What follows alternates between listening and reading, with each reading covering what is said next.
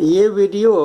आँखों से बहुत ज़्यादा आंसू निकलने पर बनाई गई है और आँखों से आंसू निकलने के बहुत सारे वजूहात, बहुत सारे कारण हो सकते हैं। आंसू निकलने को अंग्रेजी में एबंडेंस ऑफ टीयर्स कहते हैं। इसमें आँखों से बहुत ज़्यादा आंसू निकलता है। तो आइए चलते हैं वीडियो की तरफ। अगर किसी को आधे सर का दर्द है, पूरे सर में दर्द नहीं है, सर के एक तरफ, चाहे बाएं तरफ या दाहिनी तरफ, किसी एक तरफ किसी को सर में दर्द हो जाए, इसको कहते हैं दर्द सकीका, यानी आधे सर का दर्द, जिसको इंग्लिश में माइग्रेन कहा जाता है। जिसके बारे में बहुत सारे पैथ वाले जो डॉक्टर्स हैं वो कहते हैं कि ये माइग्रेन का इलाज नहीं है, ज़िंदगी भर इसकी दवा खानी पड़ेगी और ये जाता नहीं है माइग्रेन का दर्द। और ऐसे आम तरीके से भी लोग जानते हैं कि माइग्रेन का दर्द ठीक नहीं होता है, ये ज़िंदगी का साथी है, ज़िंदगी भर ये दर्द रहता है। मगर हमारा जो मशवरा है और जो मैंने अभी तक देखा है और अपने ज़िंदगी में कितने माइग्रेन अच्छे किए हैं उसका कोई हिसाब नहीं है। तो माइग्रेन चाहे दाहिने तरफ हो या बाएं तरफ हो, अगर माइग्रेन के साथ बहुत ज़्यादा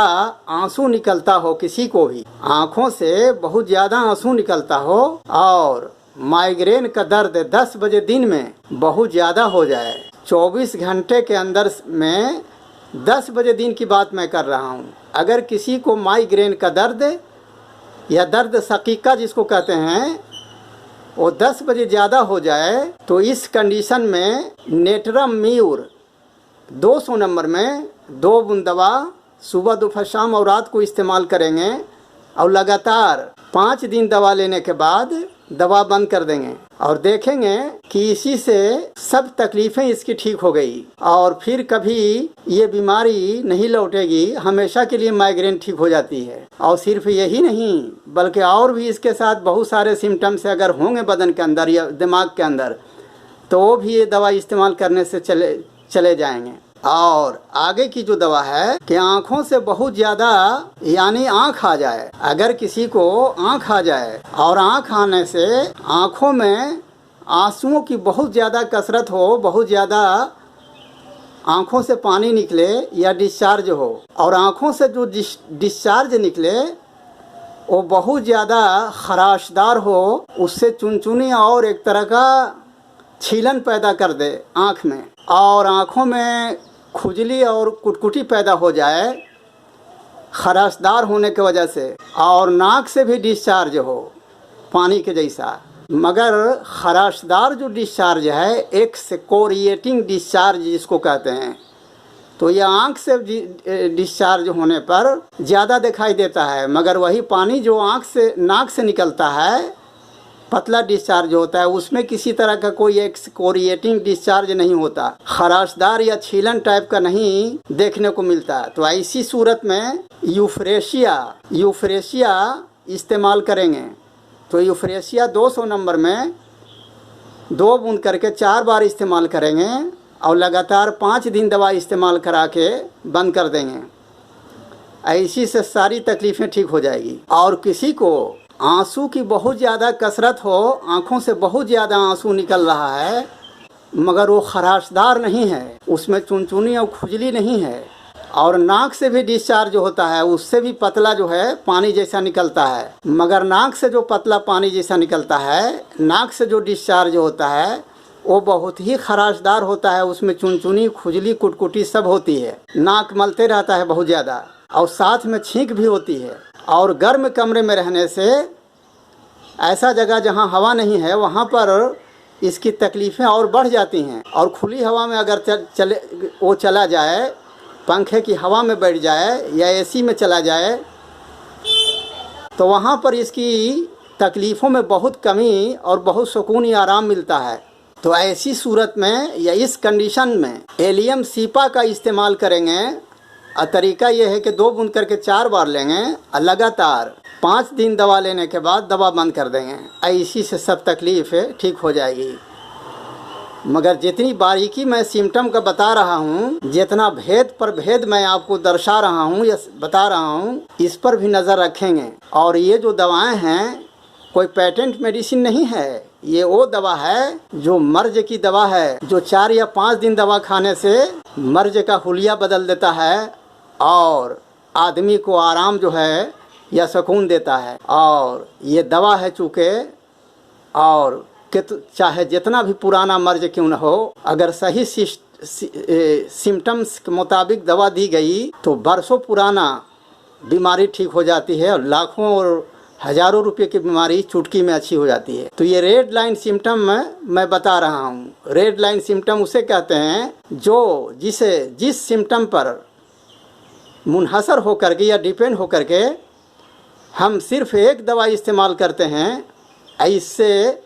सब के सब तकलीफ़ें और सब बीमारियां जो है आँख की या किसी भी बीमारी अच्छे हो जाते हैं या ठीक हो जाते हैं। अगर किसी को खांसी हो, मगर जब खांसी आए तो आँखों से बहुत ज़्यादा आंसू निकलता हो, आंसू धार की तरह बहें,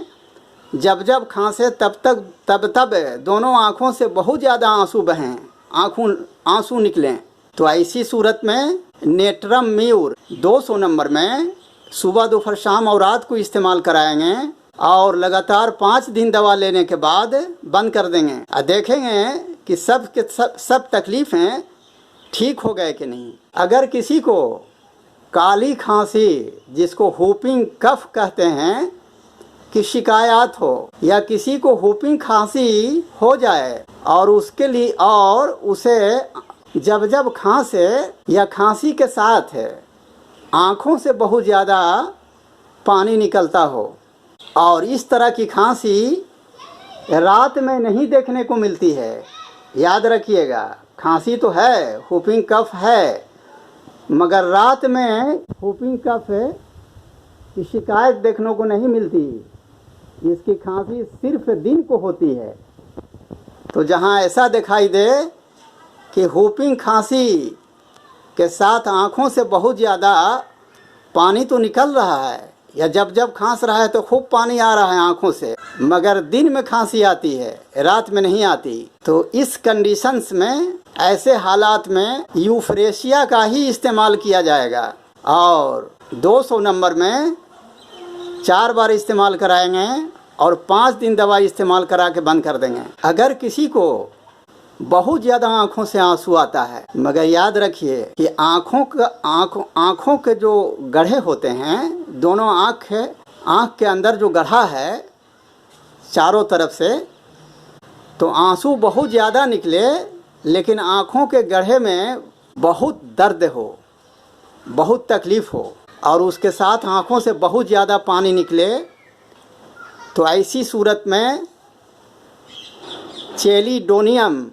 चेलिडोनियम एक होम्योपैथी मेडिसिन है, इसे इस्तेमाल कराएंगे और तरीका यह है कि 2 बूंद दवा 4 बार इस्तेमाल करेंगे और 5 दिन दवा ले करके दवा बंद कर देंगे। तो आप देखेंगे कि कुल के कुल तकलीफ़ हैं, यह सब शिकायत अच्छे हो गए या ठीक हो गए। अगर किसी को आँख आ जाए और आँख आने के बाद आँखों से पानी और कीचड़ जैसा मवाद निकलने लगे, मगर ध्यान दीजिएगा कि आँखों से जो मवाद और कीचड़ निकल रहा है, आँखों से जो पानी आंसू आ रहे हैं, वो बहुत गर्म होता है, गरम निकलता है और किसी को ठंडा भी होता है, लेकिन वो उसका सिम्टम पर हम नहीं बात कर रहे हैं। अभी हम ये बताना चाहते हैं कि अगर आँखों से जो आंसू या डिस्चार्ज निकल रहा हो या कीचड़ निकल रहा हो तो बहुत ज़्यादा गरम निकलता है। तो इस सिम्टम पर आप रश टक से 200 नंबर में 2 बूंद करके 4 बार इस्तेमाल कराएंगे और सिर्फ 3 दिन दवा लेकर के बंद कर देंगे। लेकिन जितनी दवाओं को मैंने डोज बताया है ये सब बड़ों का है, और अगर बच्चों के साथ ये शिकायत पैदा हो जाए, जितनी दवाएं मैंने बताई है तो बच्चों को कैसे इस्तेमाल करेंगे। तो डोज इसका बहुत कम होगा बच्चा का। जहाँ 2 बूंद दवा इस्तेमाल किया जा रहा था 4 बार, यही अगर 5 साल से नीचे का बच्चा है तो 1 बूंद दवा 200 नंबर में 2 बार ही इस्तेमाल कराएंगे और 2 दिन दवा दे करके या 3 दिन दवा दे करके बंद कर देंगे तो बच्चों की भी सारी तकलीफ़ें ठीक हो जाएंगी। मगर डोज जो मैंने दर्शा इसलिए दिया कि आप कहीं ऐसा न कि बड़ों वाला डोज बच्चों में इस्तेमाल कर दें